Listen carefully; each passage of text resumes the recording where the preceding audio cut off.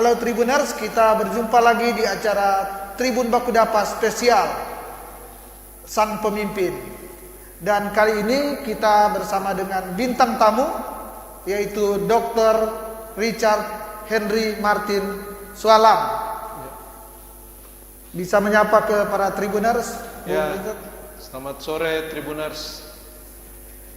Seperti kita ketahui bersama bahwa Bung Richard ini adalah calon wakil wali kota dari PDI Perjuangan bersama dengan Bapak Andre Ango ya.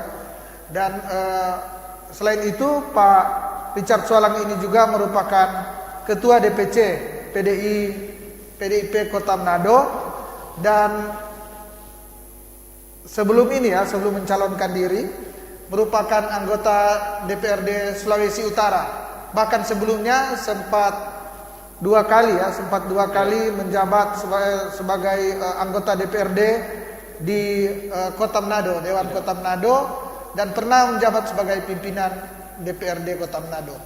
Artinya bahwa Bung Richard Sualam ini memang sangat kenal dengan keberadaan Kota Manado, sangat mengetahui dengan keberadaan Kota Manado. Karena itu pada kesempatan ini Tribuners kita akan berbincang-bincang dengan tema Manado mau dibawa kemana. Jadi Kota Manado ini mau dibawa kemana? Bung Richard dengan pengalaman sebagai dua kali anggota DPRD Kota Manado, bahkan pernah menjabat sebagai pimpinan DPRD Kota Manado. Kemudian sebelum mencalonkan diri ini sebagai anggota DPRD Sulut dari Dapil Manado.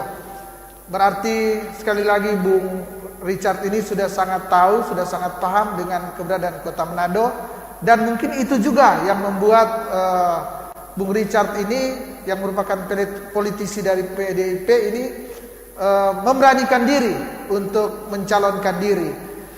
Yang menjadi pertanyaan adalah kira-kira apa sih sebenarnya yang masih menjadi kekurangan ya di Kota Manado ini. Di Kota Manado ini yang sama-sama kita cintai, dan Kota Manado ini kita tahu merupakan ibu kota Sulawesi Utara. Bagaimana Bung Richard? Ya. Pertama terima kasih ya Bung Aswin beserta kawan-kawan Tribuners yang tentunya sore hari ini juga hadir dan menyaksikan melalui streaming di YouTube dan FB Tribun Manado. Tentu kalau mengenai pencalonan kami ya, tentunya kami sebagai kader partai ya ditugaskan partai karena melihat pengalaman kami yang juga sangat pernah di Kota Manado sebagai anggota DPRD maupun anggota DPRD Provinsi Sulut mewakili Dapil Manado. Ya.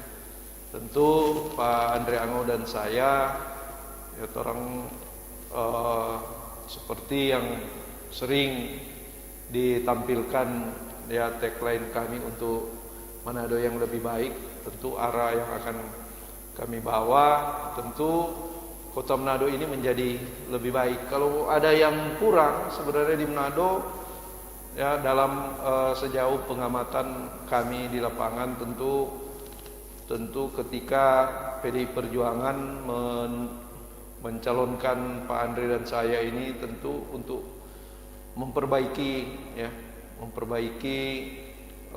Kota Manado ini ya tentu dengan ke arah yang lebih baik. Kalau mau bilang kurang-kurangnya kan agak tidak etis untuk kami menyampaikan ini di forum ini, tapi secara kasat mata ya Manado sebagai ibu kota ini lumayan tertinggal dari kota-kota yang lain yang ada di Indonesia yang notabene menjadi ibu kota provinsi.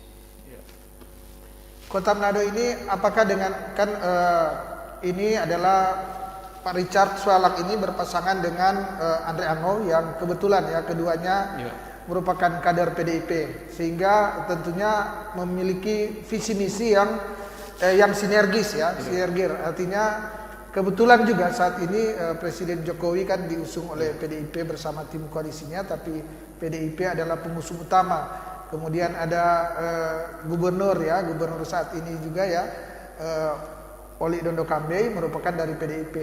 Jadi apakah ada program-program ya dari pusat, kemudian di gubernur, kemudian di Pemkot yang sudah dijabarkan. Kemarin kan Pak Richard ada sekolah partai juga ya.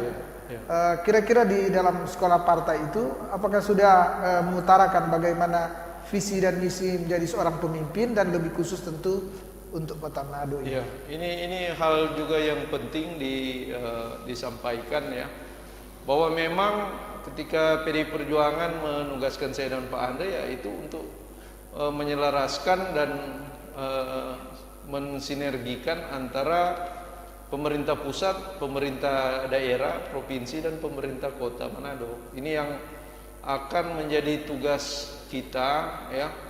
Ketika kami terpilih, kita mensinergitaskan program-program pembangunan dari pusat maupun dari provinsi dengan Kota Manado. Karena kalau Kota Manado tidak sinergis dengan pembangunan provinsi, dengan program pemerintah provinsi ataupun pemerintah provinsi itu yang pasti juga notabene adalah perpanjangan tangan dari pemerintah pusat di daerah, ini akan menjadi sulit. Kita akselerasi pembangunan kita hanya akan tidak akan tercipta.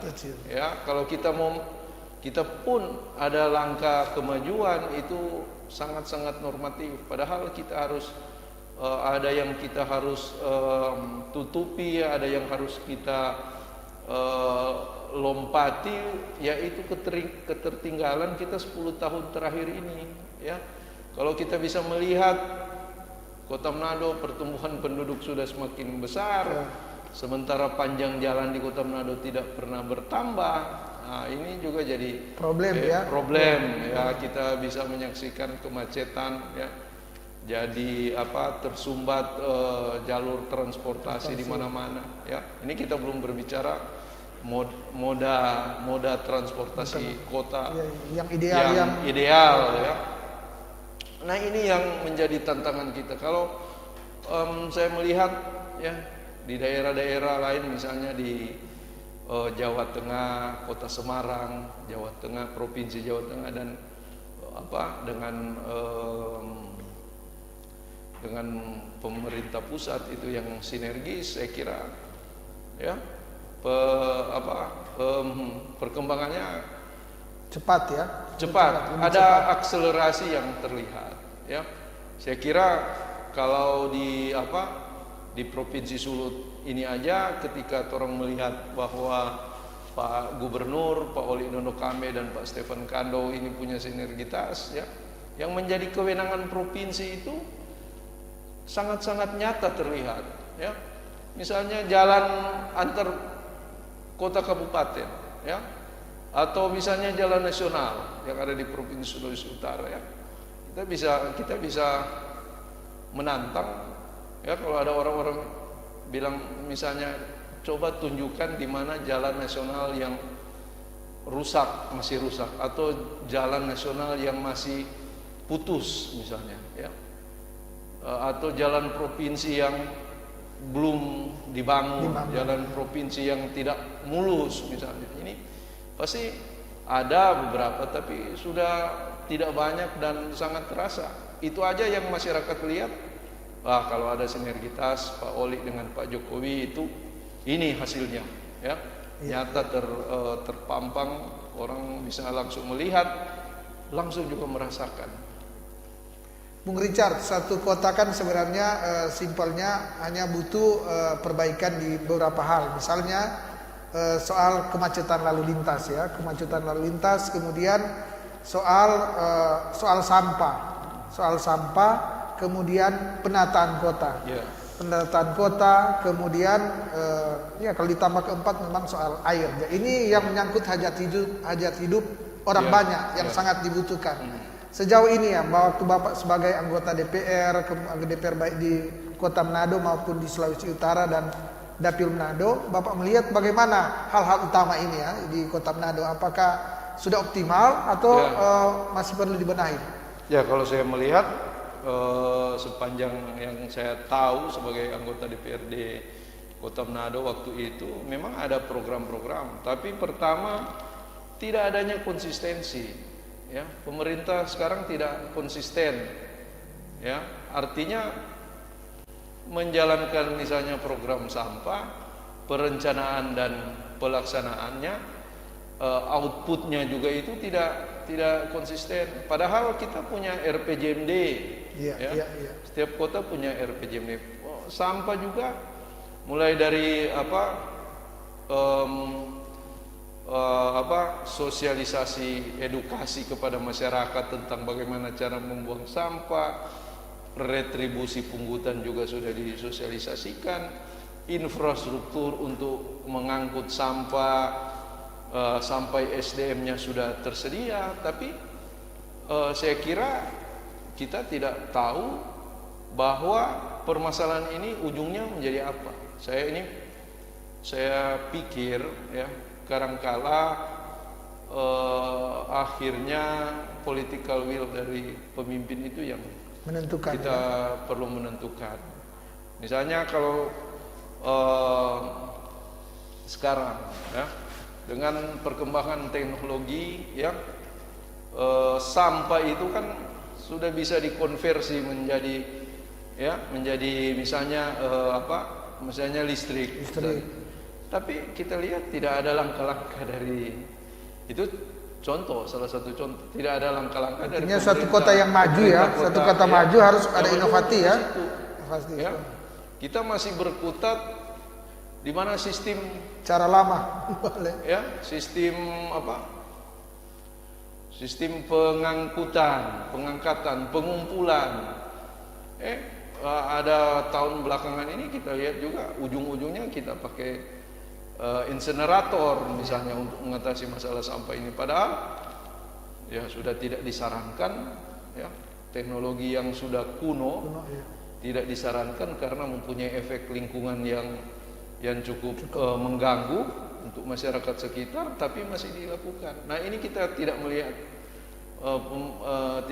goodwill atau political will dari pemimpin bahwa ketika kita mengatasi masalah itu tuntas, ya kan? Kayaknya perlu ada satu ujung misalnya, ya.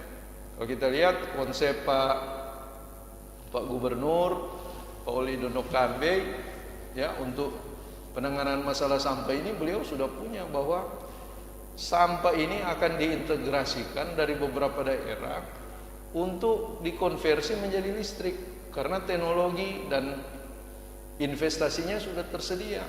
Tapi karena tidak ada sinergitas, ya, ini daerah-daerah ini, ya, tentunya rencana Pak Oli ini belum bisa berjalan, ataupun kalau mau berjalan perlu waktu yang cukup lama. Meskipun untuk masalah sampah ini termasuk urgen terutama Kota Manado.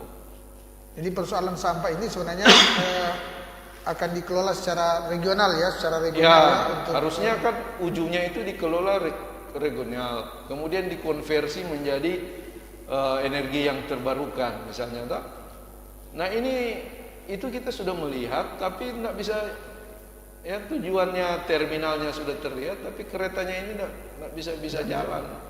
Kebijakan sudah ada, payung hukum sudah ada.